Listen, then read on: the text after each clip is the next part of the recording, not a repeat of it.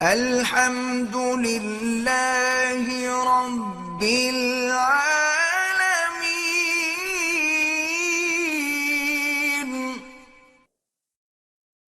On line business سے وہ کہتے ہیں کہ 50,000 لگاؤ، 14 مہینے کے بعد 1 لاکھ. 1 لاکھ کیا ہے؟ جائز ہے؟ اللہ عالم بھی میں اس مسئلے کو سمجھتا نہیں. سچی بات جو ہے اس کے لیے سب سے بہتر حل ہے کہ حضرت مولانا تقی عثمانی مددہ کا نمبر لے لیں، کیونکہ وہ اسلامی اقتصادیات کے بڑے ماہر ہیں. اسی طرح اسلامی بینکنگ والی ان کی کتابیں ہیں، ان سے پوچھو. اگر کوئی ملازمت کے سلسلے میں مکہ میں مقیم ہے اور وہ عمرہ کرے تو حال کی قصر کرانے میں گنجائش ہے کہ ہلکا سا ٹک لگوائے؟ نہیں، کوئی گنجائش نہیں. لیکن تھوڑے تھوڑے بال سارے سر کے لے پتہ بھی نہیں لگے گا کسی کو، تمہارا احرام بھی کھل جائے گا. میں نے رات کو 3 بجے کے قریب خواب میں اپنا چہرہ مجھے نظر آیا، جس میں میں پہلے سے کہیں بہت زیادہ ہی خوبصورت تھا. الحمدللہ اچھا خواب ہے، مبارک خواب ہے، اللہ آپ کو صحت دیں گے.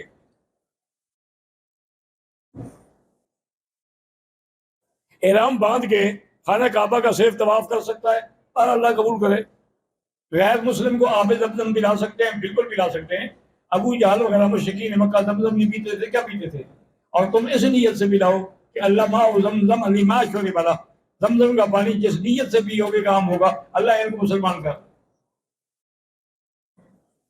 طواف کے دوران اگر پیشاب آ جائے تو بالکل طواف چھوڑ دیں، دوبارہ جا کے وضو کر کے پھر ابتدا سے شروع کرے.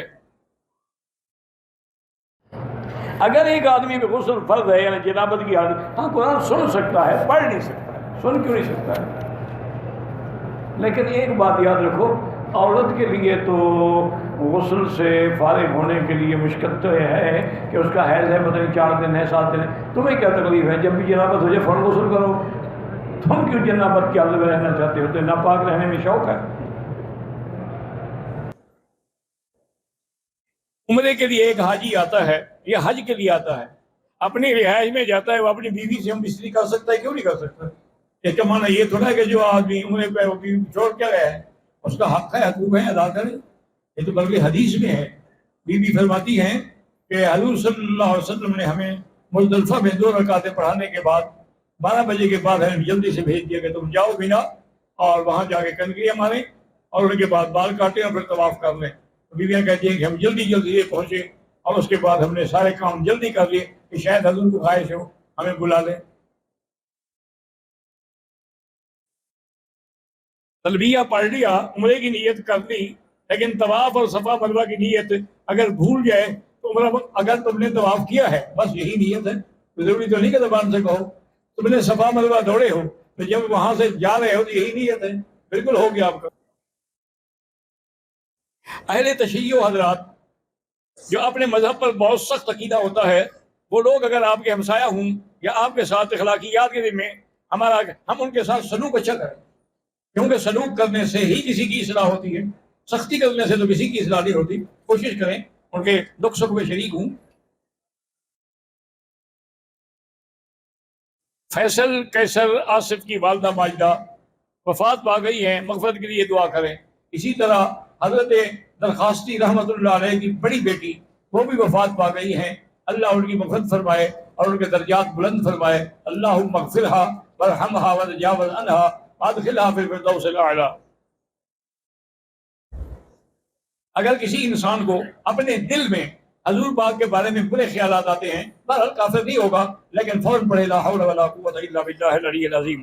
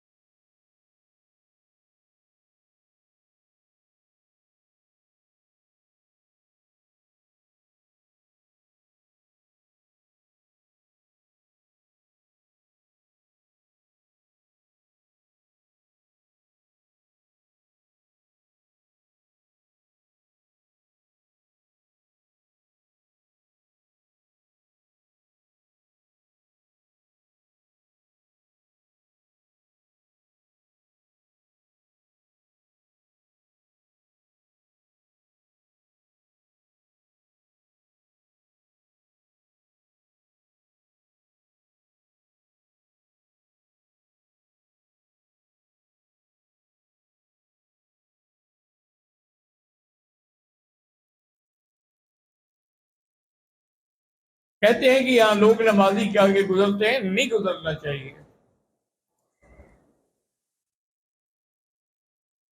زکوٰۃ کی رقم سے شادی شدہ بہن اپنے ایسے بھائی کا علاج کر سکتی ہے جس کا کوئی ذریعہ ہاں کر سکتے ہیں۔ اسامہ کو کینسر کی بیماری ہے، اللہ شفا عطا فرمائے۔ فرض نماز میں اگر امام نے صورتیں آگے پیچھے پڑھ دی، یعنی قل اعوذ برب الناس پہلے پڑھی، قل اعوذ بالفلق، کوئی بات نہیں، ترتیب اچھی بات ہے، لیکن نماز ہو جاتی ہے۔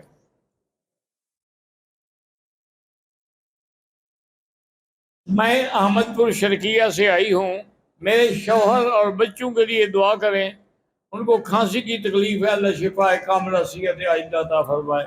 اللہم صلی علی سیدنا محمد وعلی آل سیدنا محمد کما صلیت علی ابراہیم وعلی آل ابراہیم فی العالمین انک حمید مجید۔ اللہم انت ربی لا الہ الا انت الاحد الصمد الفرد الذي لم يلد ولم يولد ولم يكن له كفوا احد۔ اللهم متعنا بأسماعنا وأبصارنا واشرح صدورنا وأحينا بقواتنا ما أبقيتنا واجعله الوارث منا واجعل ثأرنا على من ظلمنا اللهم اقض حاجاتنا يا قاضي الحاجات يا سميع الدعاء يا مستجيب الدعوات۔ یا اللہ ہر بیمار کو شفا عطا فرما، اس عاجز کی تکلیفیں اور بیماریاں بھی دور فرما۔ یا اللہ ہمیں مانگنا بھی نہیں آتا، بغیر مانگے عطا فرما۔ یا الہ العالمین، یا ارحم الراحمین، تمام آنے والوں کا حج اور عمرہ قبول فرما، اور جو نہیں آئے ہیں اللہ ان کو بھی حاضری نصیب فرما۔ ربنا آتنا فی الدنیا حسنہ وفی الآخرۃ حسنہ وقنا عذاب النار۔ صلی اللہ تعالی علی خیر خلقہ سیدنا محمد وعلی آلہ وصحبہ اجمعین۔